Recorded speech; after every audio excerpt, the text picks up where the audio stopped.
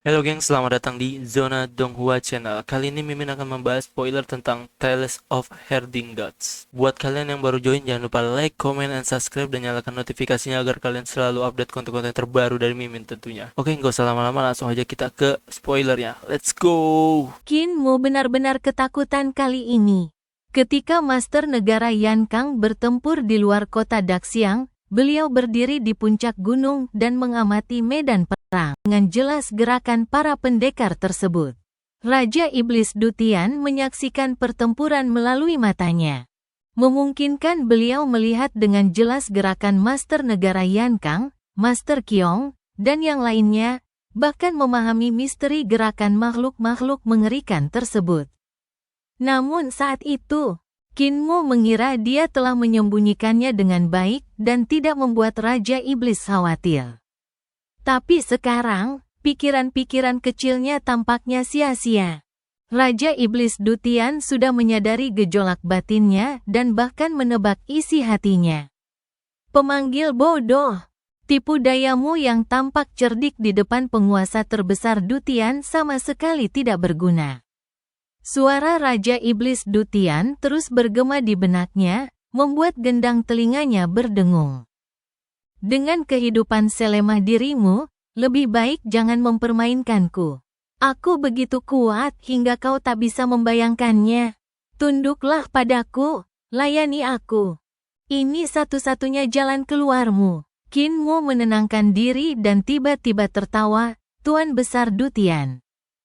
Akulah satu-satunya yang tersisa di dunia ini yang tahu cara memanggil hantu dan dewa dengan jimat dan perintah. Aku juga satu-satunya yang masih bisa melakukan sihir ini. Raja Iblis Dutian terdiam. Sesaat kemudian, suaranya terdengar lagi. Anak nakal yang menarik, beraninya kau tawar-menawar denganku. Bagus sekali, bagus sekali. Qin Mo merasa gelisah. Tidak tahu apakah tawar-menawarnya kali ini akan berhasil. Kalau gagal, dan iblis ini berbalik melawan aku, mungkin aku akan mendapat masalah. Jika tawar-menawar ini berhasil dan hidupku terselamatkan, setelah kembali ke desa, aku akan meminta kepala desa dan yang lainnya untuk perlahan-lahan membunuh Raja Iblis Dutian. Dilihat dari kinerja Raja Iblis Dutian, masih mungkin untuk membunuh Raja Iblis ini. Karena saat Qin Mo bepergian dengan Master Yan Kang, Raja Iblis Dutian tidak melakukan gerakan yang tidak biasa dan bersembunyi sangat tenang di dalam tubuh Qin Mo. Saat Master Negara Yan Kang bertarung melawan Master Qiong dan makhluk setingkat pemimpin lainnya, Raja Iblis Dutian berani menggunakan mata Qin Mo untuk mengamati situasi pertempuran. Agar dapat melihat kekuatan sejati Master Negara Yan Kang dan memeriksa kelemahannya. Namun saat itu, Qin Mo dikelilingi oleh para Master Sekte Iblis, jadi dia tidak mengatakan sepatah kata pun. Kemudian, Qin Mo merawat luka-luka Master Yan Kang di sepanjang jalan, dan Raja Iblis Dutian tetap diam sepanjang jalan. Qin Mo berpisah dengan Master Yan Kang, dan setibanya di Akademi Kekaisaran. Ia bertemu kembali dengan si Pincang dan Master Ma. Raja Iblis Dutian pun tak kunjung keluar. Sekarang Tuan Ma dan si Cacat telah tiada, hanya Qin Mo yang tersisa, jadi dia muncul. Jika Tuan Kekaisaran, Tuan Ma, dan si Pincang tidak dapat mengancamnya, dia tidak perlu bersikap begitu berhati-hati. Dengan kata lain, dia menunjukkan kelemahannya. Dengan kata lain, ia bisa disingkirkan, tidak seperti Li Tianxing dalam benak Nenek Si, yang hampir mustahil disingkirkan. Selama caranya cukup cerdik, ia masih bisa disingkirkan. Dutianku telah tamat dan hancur. Hanya menyisakan kegelapan yang tak berujung. Jadi, aku perlu menemukan dunia baru bagi bangsaku di Dutian, tempat mereka dapat berkembang dan bereproduksi. Suara Raja Iblis Dutian terdengar. Aku telah bersusah payah membawa jimat pemanggil iblis ke dunia ini dan seluruh penduduknya. Sekarang hanya kaulah yang memahami mantra ini. Kau harus tahu bahwa aku tidak akan membiarkanmu pergi begitu saja. Kinmu benar-benar lega dan menghela napas lega. Ia berkata, jadi, kau ingin aku memanggil iblis itu lagi dan membawamu ke sini? Raja Iblis Dutian berkata dengan lembut, sebelumnya aku punya ide ini. Tapi sekarang aku tahu bahwa penduduk asli dunia ini juga makhluk yang kuat. Jadi aku hanya ingin menggunakan bantuanmu untuk mengirim beberapa orangku ke dunia ini. Aku tidak ingin memicu perang antara kekuatan dari dua dunia. Itu tidak baik untukmu, dan itu tidak baik untuk kita. Dutianku sudah tamat. Aku hanya ingin mencegah orang-orangku punah. Aku tidak berniat menduduki dunia ini. Percaya, hantu, pikir Kinmu dalam hati. Tapi dia tidak bisa mengatakannya dengan lantang. Jika dia mengatakannya, mungkin tidak akan sulit bagi Raja Iblis Dutian untuk membunuhnya. Kini kesadarannya menjadi parasit dalam tubuhnya sendiri, dan ia juga memiliki kekuatan magis. Kekuatan para dewa dan iblis terlalu kuat untuk ditandinginya. Jika Raja Iblis Dutian berbalik melawannya, seharusnya tidak terlalu sulit bagi kesadaran dan kekuatan magis ini untuk membunuhnya. Dia sedang memanfaatkan tempatku sekarang, jadi dia tidak akan menyerangku. Tapi kalau dia tahu aku tidak pernah berniat memanggilnya, dia mungkin akan berbalik melawanku dan membunuhku. Anda tidak perlu menelepon saya, Anda bisa menelepon beberapa menteri saya. Raja Iblis Dutian berkata, setelah itu, aku akan meninggalkanmu. Kau bebas sesukamu, jika kau sedikit saja membantuku. Aku akan bisa menerjemahkan kata-kata di pintu ini untukmu. Kinmu tersenyum dan berkata, kebanyakan tetuaku akan mengenali kata-kata di pintu ini. Raja Iblis tak perlu repot-repot. Haha, kamu mengenalinya? Ini tulisan Youdu. Kalaupun kamu mengenalinya, apa kamu bisa membacanya? Raja Iblis Dutian berkata perlahan, tulisan Youdu tidak ada gunanya jika kau tidak bisa membacanya. Dan buku ini mencatat keajaiban Youdu. Apa kau tidak ingin tahu? Mata Kinmu berkedip. Aku bahkan tidak bisa membaca kata-kata di buku atau pintu. Jadi mempelajari bahasa Netherworld sekarang tidak akan ada bedanya. Lagi pula, tidak mempelajari bahasa Netherworld tidak akan banyak berpengaruh padaku. Raja Iblis, aku sama sekali tidak perlu membuat kesepakatan denganmu. Hahaha, Raja Iblis Dutian tertawa. Sepertinya kau masih belum benar-benar memahami misteri sejati kerajaanmu. Selama kau mempelajari aksara Netherworld di portal ini, kau akan lebih kuat daripada Tuan Yankang di kerajaan ini. Bukankah Tuan Yankang mengatakan bahwa yang lain berbentuk segitiga sementara dia adalah garis lurus? Selama kau mempelajari aksara di portal, garis lurusmu akan lebih panjang daripada dia. Suaranya berputar-putar di benak Kinmu, tanpa arah yang pasti, terkadang ke kiri, terkadang ke kanan.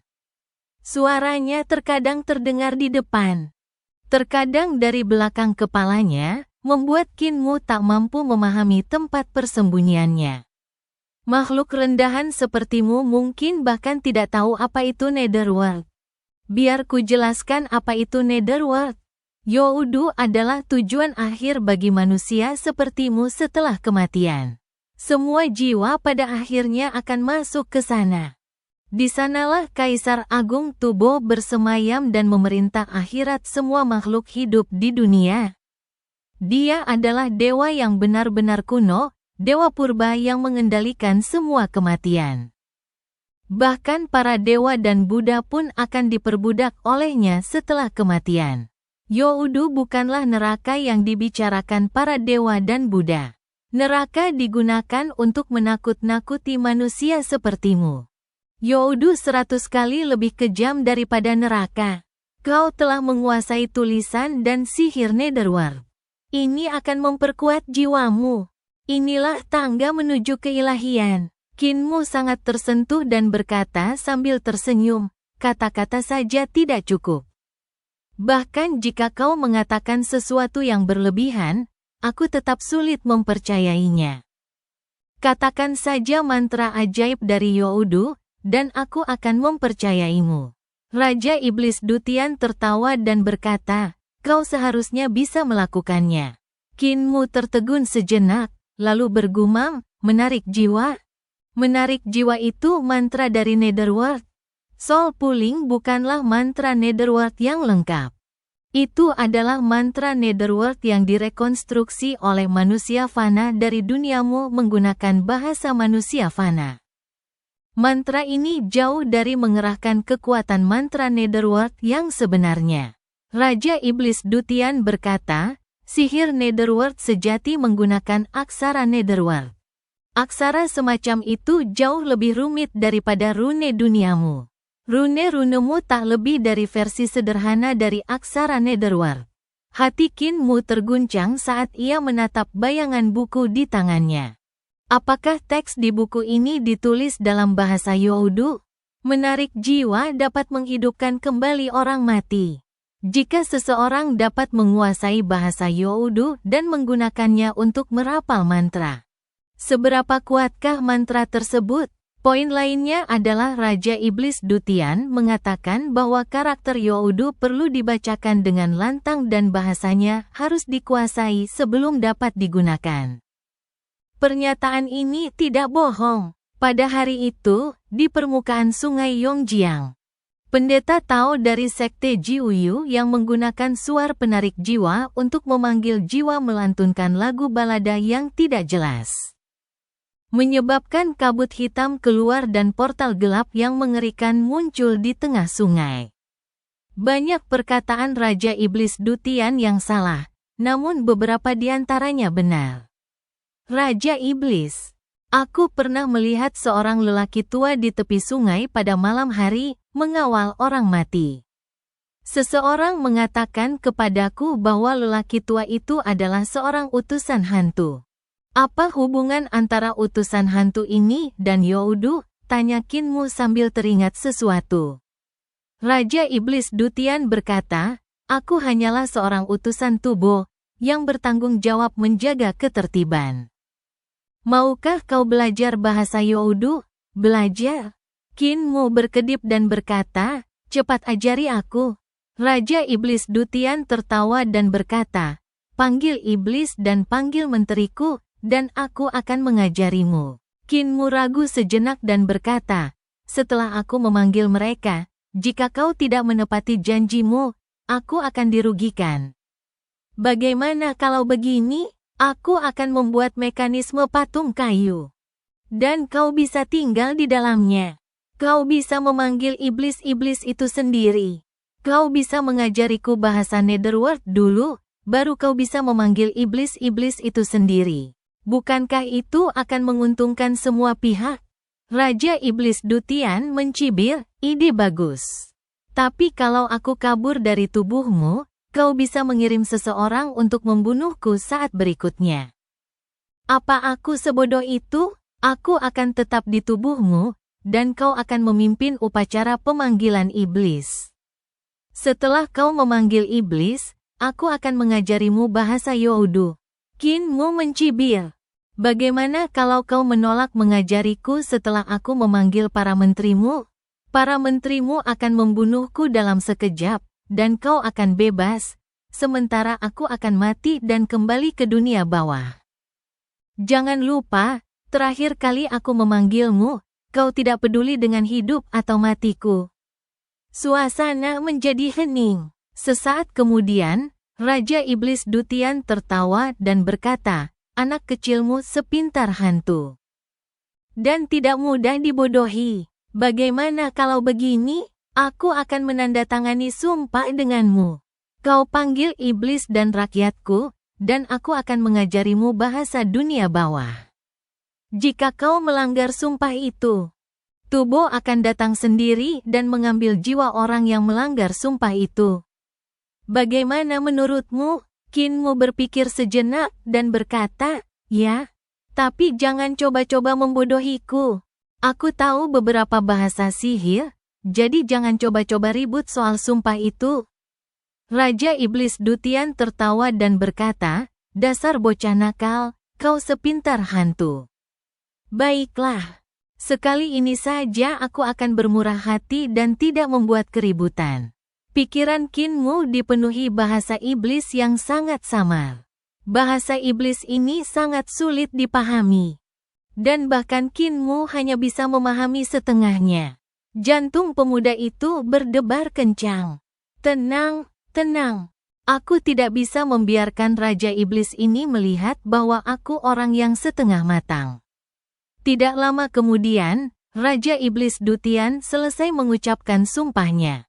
Dan bentuk setengah gerbang perlahan muncul di benak Qin Mu, seperti setengah gerbang menuju Netherworld. "Sekarang giliranmu," kata Raja Iblis Dutian. Qin Mu menenangkan diri dan mencoba memahami arti kata-kata ajaib yang tidak dipahami pasangannya. Raja Iblis Dutian menjadi cemas dan mendesak, "Cepat! Atau gerbang kota Nether akan runtuh." Qin Mu mencibir dan berkata, "Kau menipuku, aku tidak akan menandatangani aliansi ini lagi." Raja Iblis Dutian tertawa dan berkata, "Bajingan kecil. Kau benar-benar mengerti beberapa bahasa sihir." Separuh gerbang Youdu menghilang, dan kata-kata iblis terdengar lagi. Qin Mu memahami sebagian besar isinya kali ini. Tetapi masih ada beberapa kata yang tidak ia pahami, jadi ia terus menebak. Raja Iblis Dutian tersenyum dan berkata, "Baiklah, baiklah, kau mampu."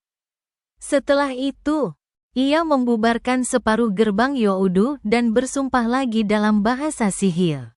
Qin Mu tiba-tiba tertawa dan berkata, "Raja Iblis, kau selalu curang.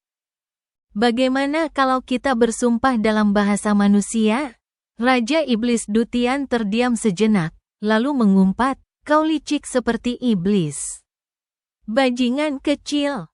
Kau hanya memiliki pemahaman yang dangkal tentang bahasa sihir, jadi kau memanfaatkan kesempatan ini untuk mencuri bahasa sihirku, ya?"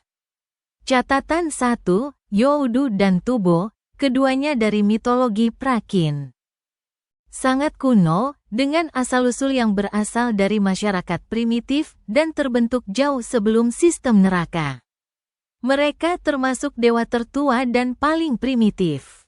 Beberapa catatan tentang Youdu dan Tubo dapat ditemukan dalam Memanggil Jiwa, karya Kuyuan. Saya juga ingin meminta para pecinta buku yang berpengetahuan untuk merekomendasikan beberapa buku tentang mitologi Prakin, sebaiknya berupa penelitian tekstual, bukan novel. Saya tidak butuh klasik pegunungan dan lautan.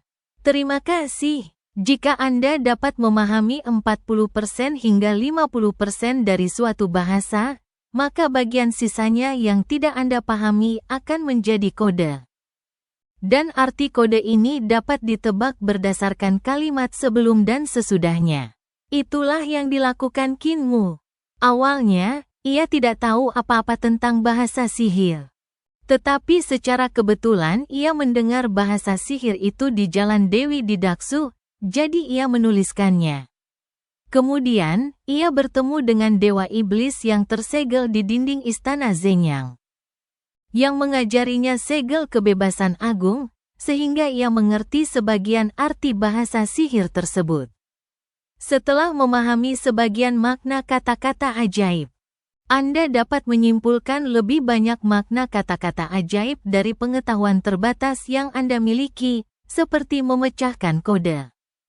3 sumpah yang diucapkan oleh Raja Iblis Dutian mengandung banyak kata-kata ajaib yang sangat murni. Qin Mu tahu sejak dini bahwa bahasa dewa dan iblis mengandung kekuatan yang mengerikan. 3 sumpah yang diucapkan oleh Raja Iblis Dutian kali ini memungkinkan Qin Mu untuk mengendalikan kosakata sihir hingga tingkat yang mencengangkan. Jika Raja Iblis Dutian bersumpah dengannya dalam bahasa manusia lagi, maka Qin Mu akan dapat membandingkan bahasa sihir yang tidak dipahaminya tadi dan sepenuhnya memahami artinya. Raja Iblis Dutian berkata bahwa dia mengambil kesempatan untuk belajar secara diam-diam dan tidak berbuat salah padanya.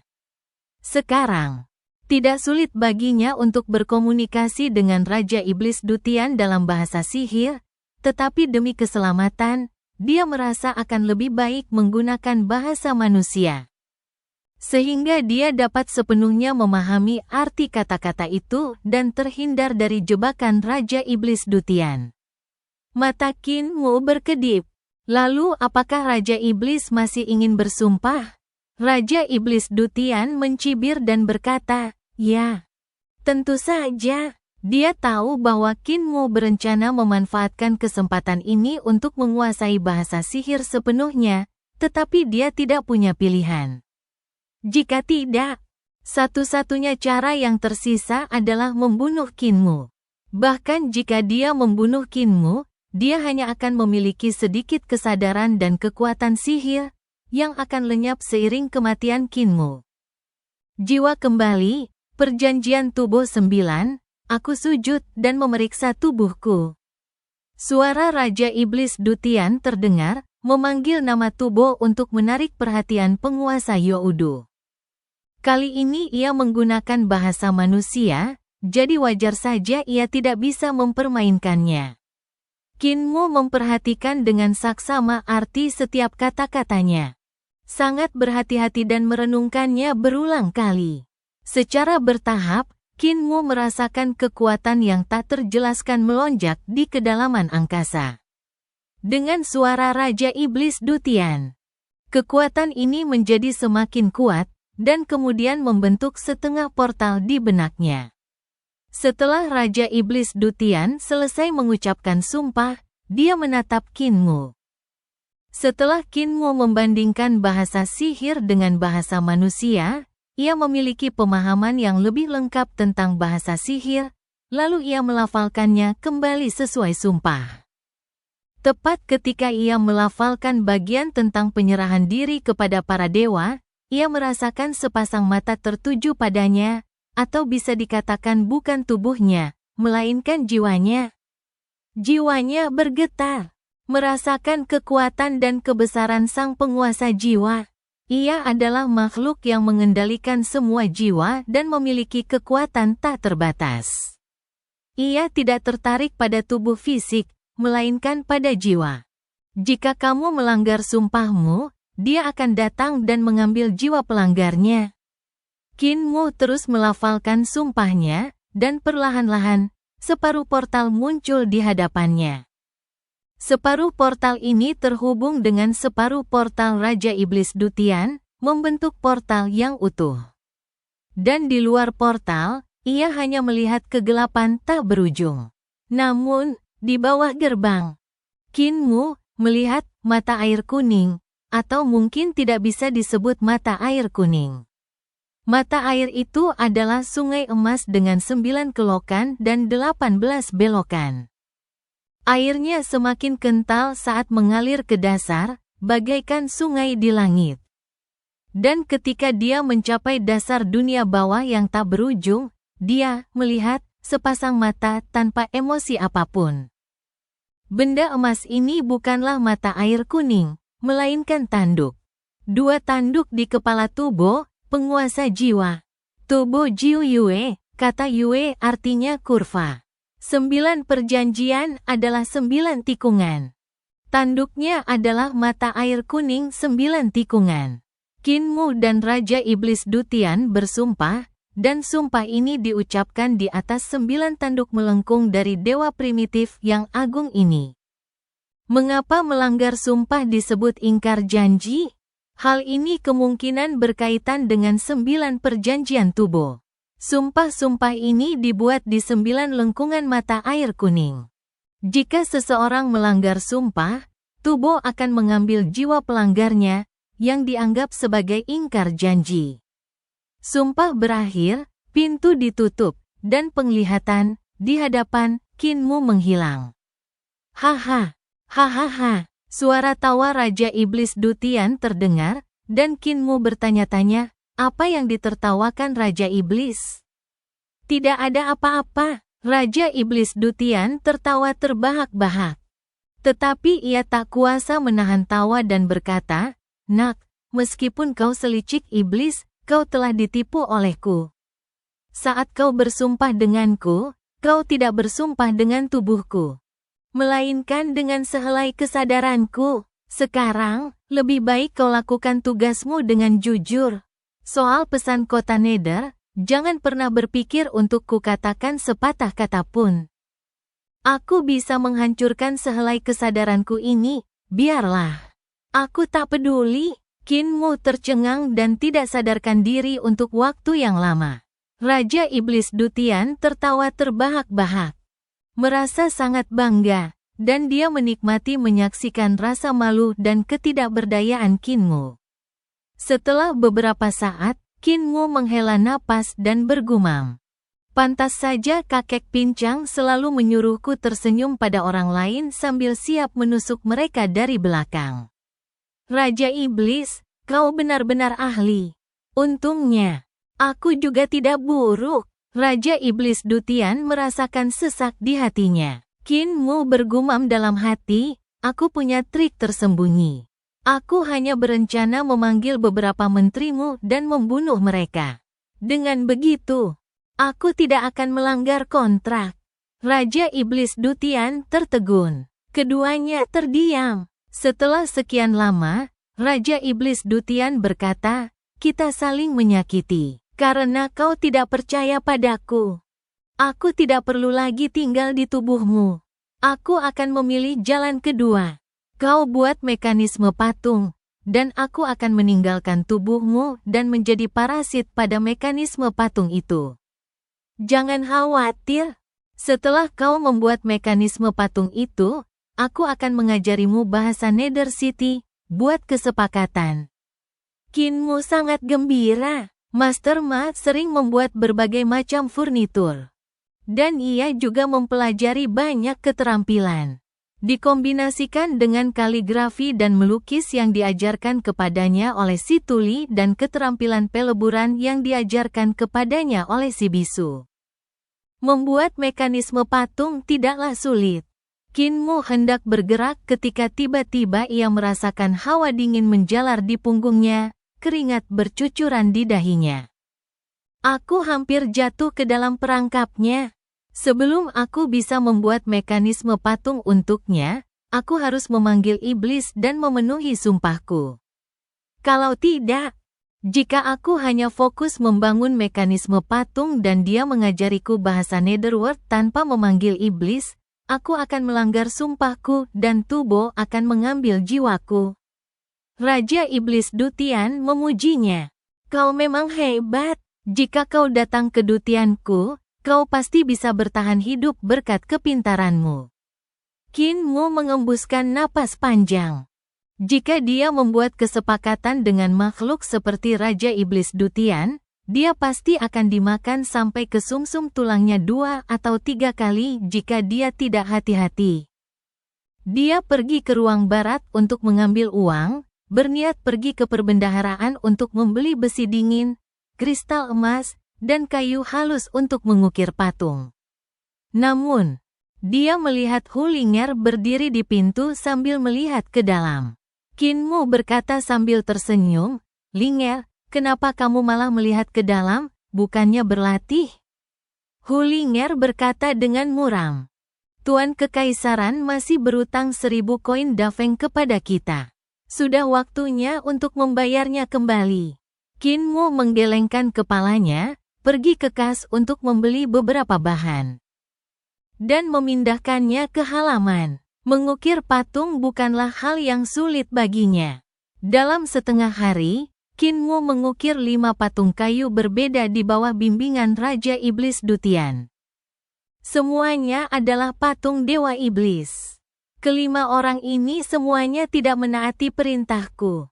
Kau telah berbuat baik padaku dengan memanggil mereka ke sini dan membunuh mereka, kata Raja Iblis Dutian sambil tersenyum. Setelah Kinmu selesai mengukir patung kayu, ia memasak dan memanggil Hulinger, yang sedang berdiri di pintu, untuk datang makan. Tatapan Hulinger kosong, dan ia berkata dengan linglung di tengah makannya, "Tuan, Tuan Kekaisaran masih berutang 1000 koin kepadaku." Qin Mu mengeluarkan tungku peleburan yang dijarah dari istana emas Loulan dari tas taotinya. Lalu menempa besi dingin dan kristal emas untuk membuat komponen-komponen yang dibutuhkan untuk mekanisme patung. Ia sibuk hingga tengah malam. Para cendekiawan di sekitarnya tidak bisa tidur karena suaranya yang berisik, sehingga mereka mengadu ke Imperial College. Beberapa cendekiawan dari Imperial College datang langsung dan menanyakan beberapa pertanyaan sopan kepadanya. Qin Mu tidak punya pilihan selain berhenti dan tidur. Keesokan harinya, Qin Mu membuka pintu dan mandi. Ia selalu merasa ada yang kurang. Setelah berpikir sejenak, ia teringat ada yang kurang dari selimutnya saat ia tidur tadi malam. Sepertinya Linger tidak tidur di tempat tidurku tadi malam. Qin Mu mendorong gerbang halaman dan melihat Hu Linger berdiri di atas kepala unicorn naga di pintu. Memandang ke arah gerbang kediaman cendekiawan. Matanya merah, dan jelas terlihat bahwa ia tidak tidur semalaman.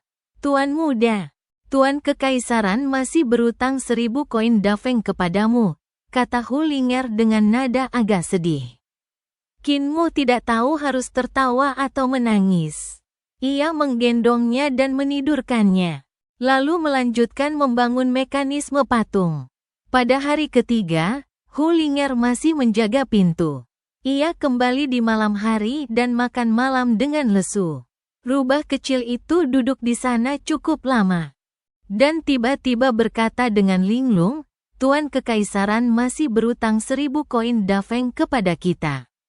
Pada hari keempat, Hu Linger tidak berkata apa-apa, juga tidak menunggu di pintu. Ia tampak sangat tidak senang. Qin Mu bertanya dengan khawatir, dan Hu Linger berkata, "Mungkin Tuan Kekaisaran benar-benar tidak akan mengembalikan uang itu." Qin Mu akhirnya menyelesaikan mekanisme patung tersebut. Patung itu adalah patung iblis berkepala 4, berlengan 8, dan berkaki 2. Tubuhnya memiliki berbagai sendi dan dapat bergerak bebas. Berbagai pola totem tercetak di permukaannya, tetapi patung itu tidak memungkinkan Raja Iblis Dutian untuk langsung masuk.